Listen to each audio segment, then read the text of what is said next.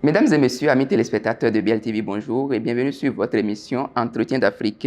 Nous recevons pour vous dans ce numéro de votre émission le président national du parti Nouvelle Patte africaine du Cameroun, Sa Majesté Jean-Marie Ngondi Bagante.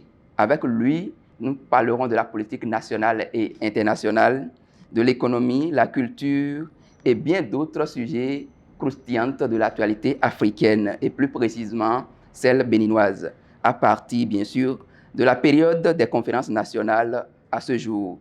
Sa Majesté, merci d'avoir accepté notre invitation. Merci, messieurs les journalistes. C'est un réel plaisir que vous me donnez en me tendant votre micro et je suis très ravi.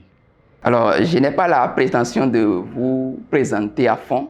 J'aimerais que vous vous présentiez davantage à nos amis téléspectateurs. D'accord, merci. Je suis Jean-Marie Ngondi Bagante, de nationalité camerounaise. Je suis le président national de Nouvelle Patte africaine, qui est un parti de droit camerounais.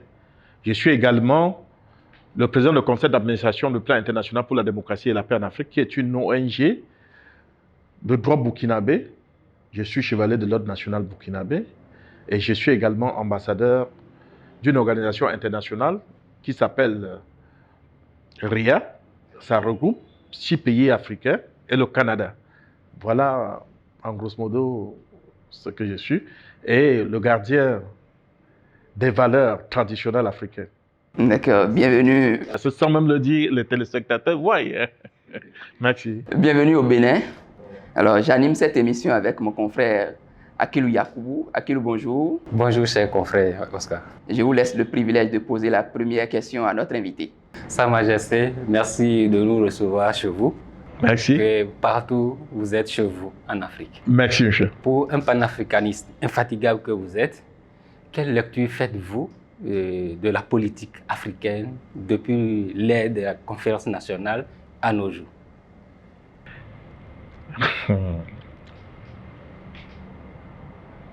Vraiment, votre question, elle est tellement pertinente à son importance capitale.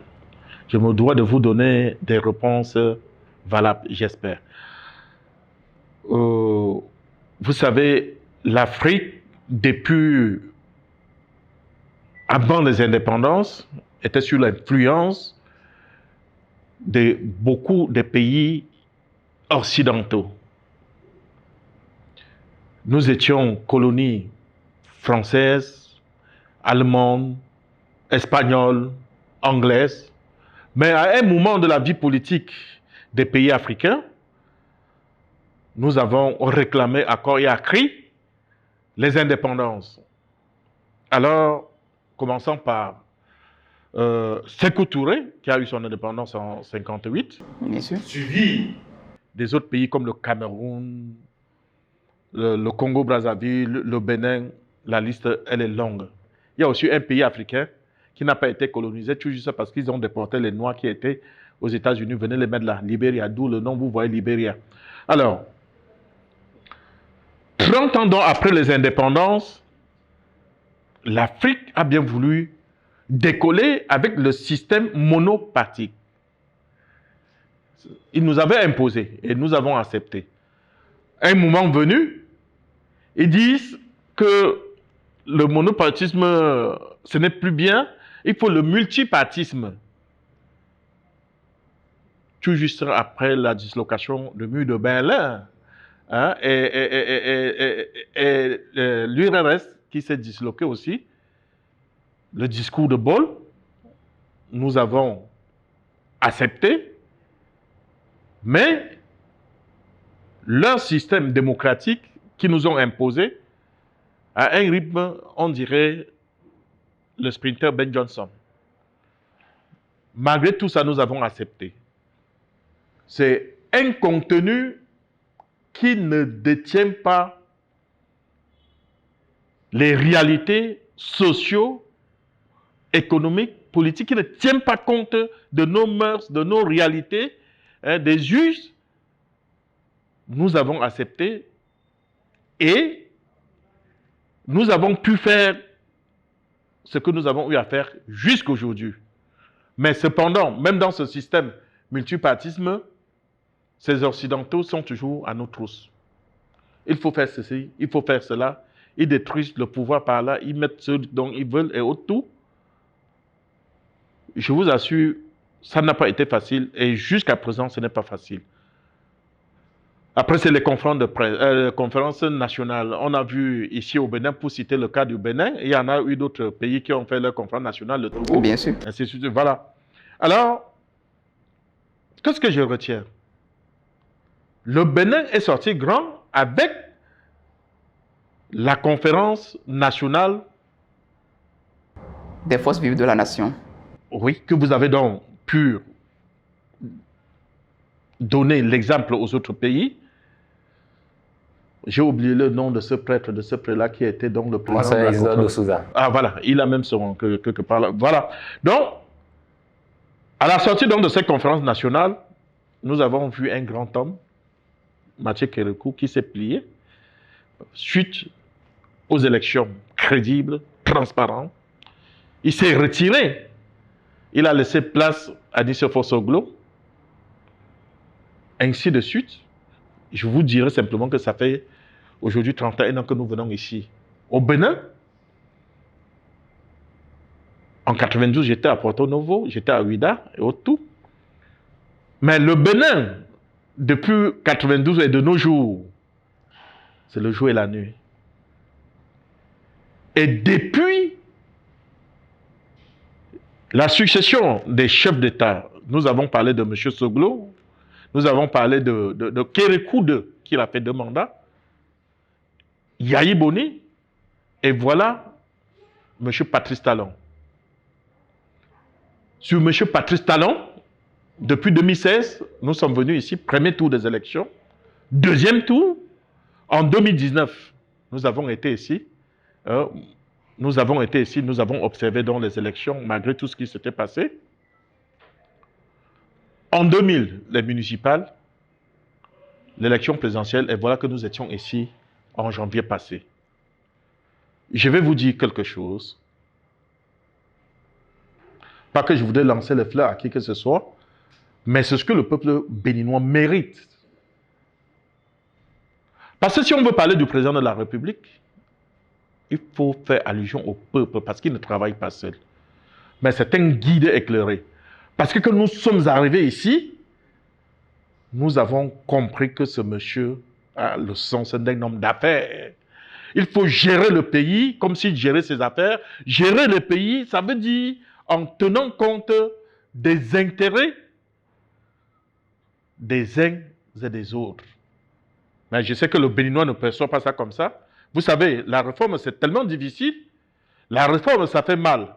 Mais la réforme que ce monsieur a imprimée à son peuple, c'est visible. Les routes sont bitumées. Vous avez une zone industrielle, je ne sais pas dans quelle ville. À Clodier, excusez-moi de cocher. Qu'aujourd'hui, le Bénin est cité en exemple en Afrique en ce qui concerne le processus de la démocratisation, l'économie. D'ici peut-être 2-3 ans doit faire partie donc des fleurons de l'économie des pays sud-sahéliens. Je parle, franchement, je suis tellement ému parce que beaucoup d'Africains et beaucoup de Béninois n'attendaient pas que ce monsieur puisse faire ce qu'il est en train de faire. Les gens disaient homme d'affaires, il n'est pas politique, qu'est-ce qu'il va faire autour? Mais je vous êtes témoin avec moi que depuis que je suis arrivé ici, en tout cas là où nous sommes, il n'y a pas de délestage. Tout est presque respecté. Et le Bénin, je ne sais pas combien il y avait plus de 200 partis. Sauf si je m'en abuse. Voilà, ce n'est pas comme chez nous au Cameroun, on est à plus de 400. Hein? À plus de 400. Mais ce monsieur a pu, de par la volonté, réduire le nombre de partis, les regrouper. 200 partis, c'est pour faire quoi au Bénin? Ou bien 400 au Cameroun. Même les États-Unis, plus de 9 millions de kilomètres carrés. 320 millions d'habitants, ils n'ont pas plus que 15 partis et il y a 2 principaux partis. C'est ce qu'il a réussi. Et aujourd'hui, on est en train de voir le fruit de tout ce travail sur le plan politique. Nous avons été ici il y a 2 mois. Nous avons observé l'élection, la campagne autour.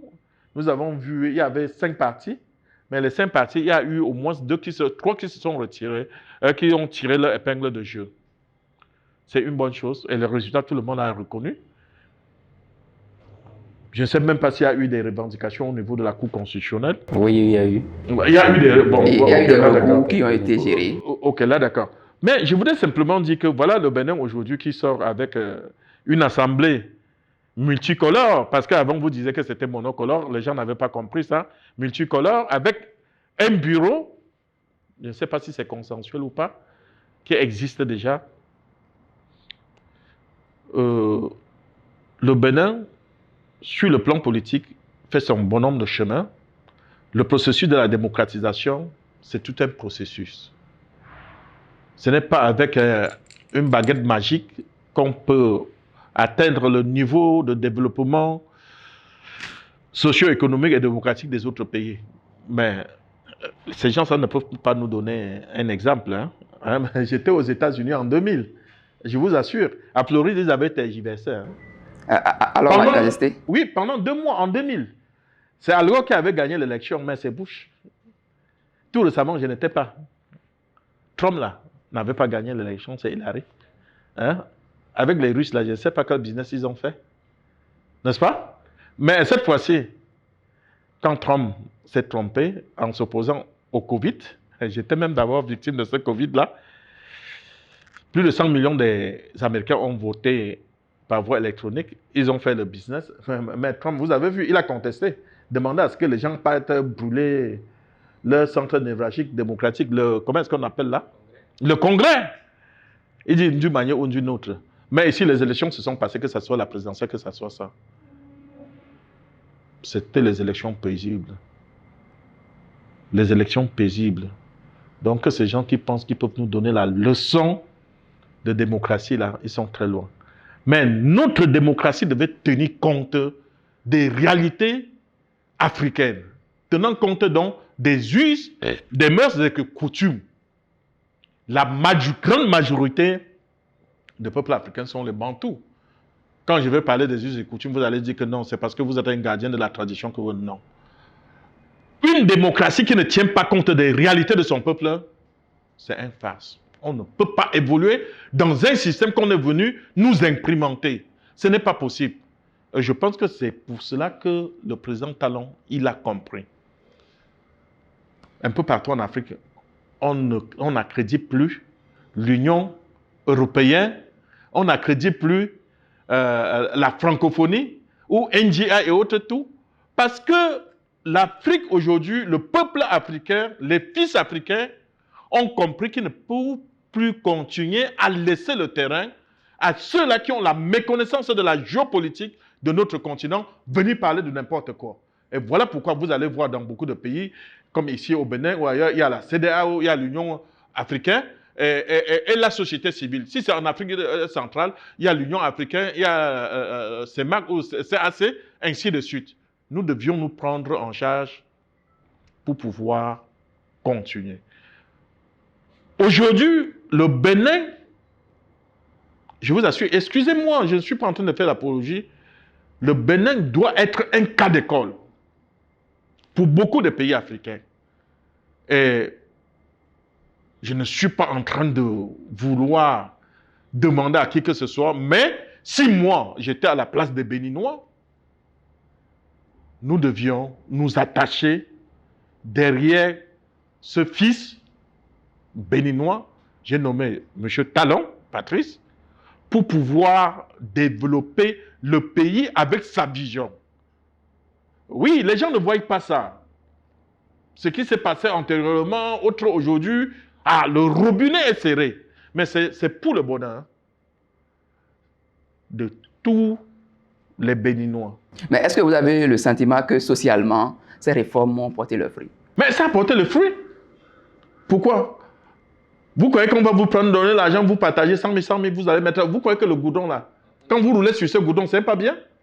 On y était habitué. Hein? Non, vous étiez habitué, oui, dans la gabégie, le népotisme, favoritisme, comme au Cameroun ou ailleurs. Alors, un monsieur vient comme ça avec une réforme. Parce que moi-même, je vous dis, je suis un président d'un parti politique et ma réforme sera peut-être plus bizarre, plus radicale que ça.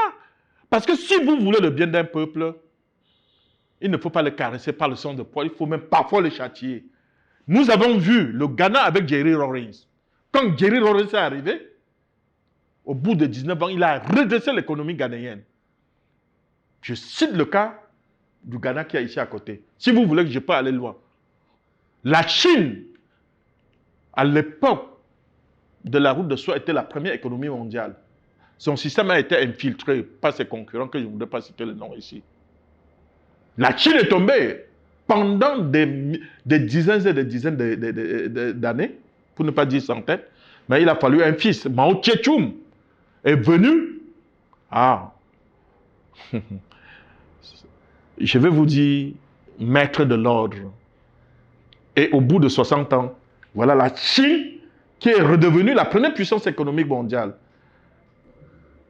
Alors, si vous voulez devenir la première puissance de l'Afrique de l'Ouest, si, le Nigeria à côté va dire, mais vous riez. Mais il faut la discipline. Il faut la rigueur. Il faut oser, il faut rêver. Le président Talon est en train de jeter les jalons. La génération qui viendra d'ici 10, 15, 20 ans ne voudront plus la même chose que vous. Ils vont, et ainsi de suite. Monsieur Talon ne sera pas demain. L'autre viendra. S'il continue toujours sur la même lancée, j'espère que vous allez vous créer beaucoup d'ennemis. Les ennemis sont des jaloux. Les gens qui continuent toujours à traîner le pas dans la corruption, dans le népotisme, dans la gabégie, et qui n'ont aucune vision de développement pour le bien-être de ses concitoyens. Je pense que le Bénin est bien parti. Alors, l'économie, ça vient, hein? Ce qui est sûr, Le président, lors de son interview à la sortie du bureau de vote, il dit « les réformes vont continuer ». On va marquer une pause, on va suivre cet élément-là et on va revenir. On va vous demander ce que vous avez dit, quels a été vos échanges avec le président Talon. Donc, un instant, on revient.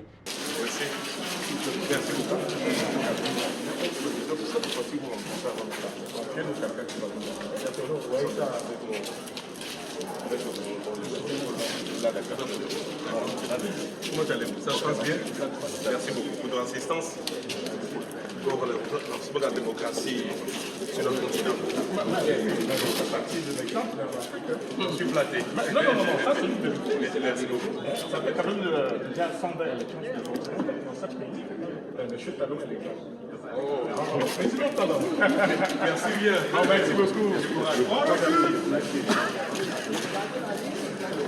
Nous sommes de retour sur ce plateau. Sa Majesté, quels ont été vos échanges avec le président Talon, puisque nous vous avons vu en conciliabule à la sortie, au niveau du bureau de vote? Le président Talon est venu remplir son devoir citoyen comme tout Béninois, simple. Et c'est par chance que nous avons eu l'occasion de lui souhaiter bonne année. Bonne année, vœux de santé, de bonheur, de prospérité. Je pense que c'était tout et nous avons échangé et lui dit qu'il faut qu'il aille de l'avant. Parce que ce qui est bon, il faut parler en public. Beaucoup vous avez vu. Voilà, ce qui est bon, il faut parler en public. Nous lui avons dit qu'il doit faire partie des chefs d'État qui servent d'exemple pour le truc.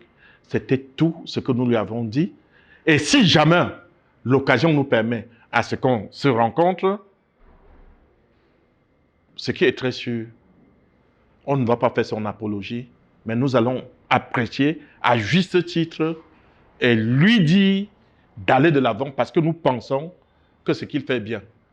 Quand vous êtes là, dans le Bénin, là, vous ne voyez pas. Hein? Mais nous qui sommes à l'extérieur et que nous venons, nous voyons. Quand vous êtes sur terre, là, vous voyez la terre. Pour voir la terre, là, il faut aller après en orbite. Est-ce que vous voyez? C'est là où vous allez voir que la terre, elle est presque ronde et haute tout. Ce qui occulte encore les Béninois, c'est parce qu'ils sont Béninois, ils ne voient pas. Mais monsieur, je ne voudrais pas citer, ça serait peu diplomatique. Il y a beaucoup de pays africains, quand vous allez arriver là-bas, Vous allez dire même... Mais Majesté, Oui. on vous a vu aussi à Ouida et vous avez aussi observé les élections avec nous. Dites-nous concrètement, que pensez-vous des dernières élections législatives passées? Ben, c'est ce que je venais de dire. Les élections législatives passées, complètement différentes des élections de 2019, qui a eu trop de problèmes. Vous voyez, le président a eu la sagesse, l'intelligence divine, avec d'autres partis politiques béninois, de s'asseoir et voir comment est-ce qu'il fallait changer le paradigme pour que ces élections se passent paisiblement, dans la paix, dans la quiétude et dans la tranquillité. Et les gens étaient sortis et ils avaient voté. Nous pensons que sur cette lancée, le Bénin est bien parti. Sur le plan de l'économie, que pensez-vous du Bénin comparativement aux autres pays de la sous-région? Oui, mais regardez, votre pays, là, moi je connais depuis 1992. Quand les gens veulent parler du Bénin, ce petit pays pauvre de l'Afrique occidentale qui n'a pas ceci, cela, autre tout, il faut dire aux Français là, ou aux Américains, nous n'avons pas envie avec eux. Hein? On n'envie rien. Pourquoi? Il y a une base solide d'une économie. Et c'est petit à petit que cette économie va fleurir. Si vous prenez le Singapour, le Premier ministre, là, il a fait 35 ans, mais le Singapour est une plaque tournante de l'économie mondiale. Hein? Si vous prenez la Corée du Sud, ce n'est pas en un jour. Pour ne citer que dans ces pays-là, non, il faudra aussi citer quand même l'Afrique, le Nigeria, ce n'est pas en un jour. C'est bien vrai que le Nigeria pouvait être plus que ce qu'il est. Hein? Voilà. On prend encore quel pays? L'Afrique du Sud. Bon, l'Afrique du Sud, c'était même plus des Blancs. Mais je dis simplement que le président est en train de développer un système économique, déjà même que ça fait partie de ses affaires, puisque qu'il soit économiste ou pas, on sait que c'est un monsieur qui a fait fleurir donc ses affaires et autres tout. Bon, petit à petit, avec la zone industrielle, j'ai vu une chemise écossaise. On n'a plus besoin d'envier quoi que ce soit avec des chemises. Et le coton béninois, vous êtes premier producteur, non? Ah oui. Bien sûr. Le coton béninois sera transformé ici. Vous n'allez plus porter les wax venant de l'Hollande. Hein? Je voulais parler donc du coton. Il y a même la pharmacie, on ne doit plus importer des chloroquines et autres ailleurs. Et le président est en train de faire en sorte que la jeunesse s'intéresse à l'agriculture. Que la jeunesse qui est le bras valide dans tout le domaine soit cette jeunesse qui doit être au devant de tout. Quand vous prenez le gouvernement là, beaucoup sont des jeunes, non? Hein? Je ne veux pas citer un pays, hein? Mais regardez un peu, parfois dans certains pays, moyenne d'âge là, c'est 75 ans. On vous a vu à la célébration du 10 janvier à Ouida. Qu'est-ce qui vous intéresse particulièrement dans la culture béninoise? Vous êtes allé chercher quoi à Ouida? Mais c'est une occasion que jamais d'aller rencontrer cette culture, ce culte. Eh, monsieur, les gens vendent mal ce que nous possédons. Et si vous acceptez que ce que vous avez, c'est mauvais, c'est que vous-même, vous êtes mauvais. Cette culture-là, elle est mondiale. N'est-ce pas? Dans les Caraïbes, là, en Haïti, je ne sais pas encore d'autres. Au Brésil. Au Brésil. Bahia. Même en Europe. Et nous pensons que cette culture, d'ici 200 ans, doit être mondiale et doit dépasser toutes les cultures et toutes les religions. Ça, c'est la source même. Sans la culture, sans les traditions, il n'y a pas de démocratie. Aucun peuple ne peut se développer s'il ne tient pas compte de ses réalités socio-culturelles, s'il ne tient pas compte des valeurs traditionnelles. Ça veut dire les coutumes, les us, les mœurs. Non, c'est la base de tout. C'est pour cela, monsieur, peut-être que vous ne connaissez pas, que la Chine a maintenu, et voilà, à partir de cette culture, la Chine est redevenue. S'il faut te détruire complètement, que tu sois plus ce que tu es, on te détruit, on prend ta culture. Voilà la preuve. Au lieu de dire à Fungandia, hein, ou en parlant, je ne sais pas, Nagadev, on parle en langue française. Mais la langue française, c'est la nôtre. Et croyez crois-tu que tu peux te développer dans cette langue? J'ai pris juste un élément de la culture qui est linguistique pour vous dire que la culture à Ouida, c'était un tremplin. J'étais tellement content. Il y a même des gens qui sont venus que je les bénisse. Je les ai bénis. Je dis, vous êtes bénis que vous avez demandé. Vous deviez conserver ça. Et voilà M. Talon, il sait. Voilà un homme qui sait là où il sort et il sait là où il va. Sa Majesté, nous sommes vers la fin de cette émission. Mon confrère Akilou, vous avez une dernière question à Sa Majesté. Sa Majesté, vous qui avez le privilège de rencontrer certains chefs d'État, est-ce que vous arrivez à partager ces expériences-là? Est-ce que vous arrivez à leur faire comprendre la nécessité d'intégrer nos réalités dans le développement de nos pays, comme la Chine, comme vous l'avez cité? Mais vraiment, je ne sais même pas qui vous a dit que... Oui, c'est un privilège. Hein. Je peux dire que c'est la grâce de Dieu. C'est un peu pas ma grâce. Voilà, j'en ai rencontré une quarantaine de chefs d'État depuis plus de 30 ans aujourd'hui. Depuis 96. Sommet France-Afrique, sommet de ceci et tout. J'ai rencontré beaucoup. La liste est longue. Le dernier que j'ai rencontré la fois dernière, c'était qui là? Obiangema Bazogo. Avant ça, Macky Sall. Ils sont nombreux. Oui, vous savez, je suis un homme, j'ai cette liberté de parole. J'ai cette liberté de parole. S'il faut faire des remarques positives pour que notre continent puisse avancer, je ne lésine pas sur les moyens de demander ou de poser certaines questions au chef de l'État. Ah, vous faites ceci, vous faites cela, mais pourquoi vous ne pouvez pas faire aussi ceci pour avancer, surtout en intégrant les éléments de notre culture? Je les pose des questions. Ils me donnent, et en tant qu'un homme de culture, un homme de la tradition bantou, je les prodigue les conseils, et certains conseils qu'ils connaissent déjà, pour que notre continent puisse avancer. Et je vais vous dire, les chefs d'État africains, pour qu'on dise, les gens pensent qu'ils ne travaillent pas. Ce sont des hommes qui travaillent nuit et jour. Mais cependant, le prédateur qui est de l'autre côté là, ne veut pas qu'il travaille librement pour le bien-être. Parce que quand il travaille pour le bien-être de son peuple, c'est pour son détriment. C'est comme si tu disais au lion, tu as faim, il ne faut pas manger la biche. Majesté, quel est votre mot de la fin? Non, le mot de la fin, je voudrais simplement dire que l'Afrique nous appartient. L'Afrique appartient à tous les Africains. Les chefs d'État qui sont comme nos guides devaient toujours continuer à œuvrer pour le bonheur, le bien-être de ses concitoyens, tout en tournant le dos à ceux qui prétendent toujours être les prédateurs, croyant toujours que l'Afrique doit continuer à être leur précaré. Et beaucoup qui suivent l'exemple du Bénin avec M. Patrice Talon. Vous voulez que je cite encore? Allez-y, vous allez voir Kagame, comment, au Rwanda. Hein? Mais ils essaient toujours de vendre la face noire de Kagame. Comme ils ont passé le temps à vendre Kadhafi comme le diable de l'Afrique, ce Kadhafi, vous appelez moins cher aujourd'hui, pourquoi? Parce qu'il a contribué à plus de 60% pour le satellite SATCOM. La banque africaine devait avoir lieu au Cameroun, ce n'était pas en Libye et autour. Avec les fausses résolutions qu'ils ont prises, les résolutions de 1972 pour couvrir le ciel de Benghazi, pourtant ils allaient le tuer. Mais qu'est-ce que les chefs d'État africains ont fait? Ce Kadhafi qui a œuvré pour que l'ANC puisse sortir la tête et avoir l'indépendance, prendre le pouvoir.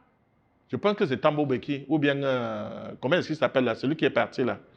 Zuma est allé demander à Kadhafi de fuir. Hein? Kadhafi devait fuir pour aller où? Et les autres chefs d'État, ils sont restés muets. Ils ont tué Kadhafi. Après, ils ont chassé Gbagbo.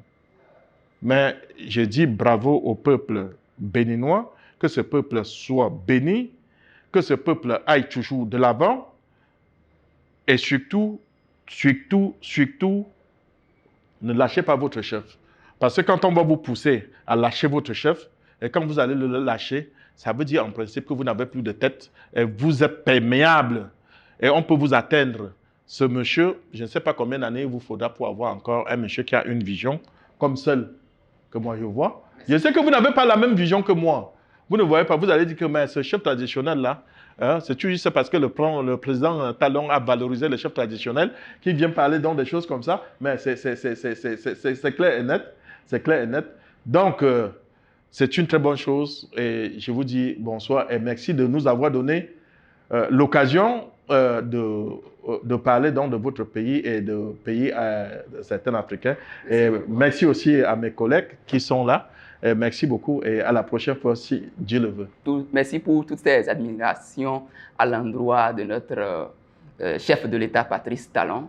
Chers amis internautes, ce sera donc tout pour cette émission que j'ai eu le plaisir d'animer avec mon confrère Akilou Yakoubou du groupe de presse Le Béninois Libéré.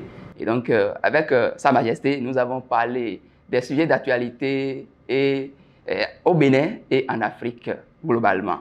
Et donc, à la prochaine pour un autre numéro de votre émission Entretien d'Afrique. Merci de nous avoir suivis.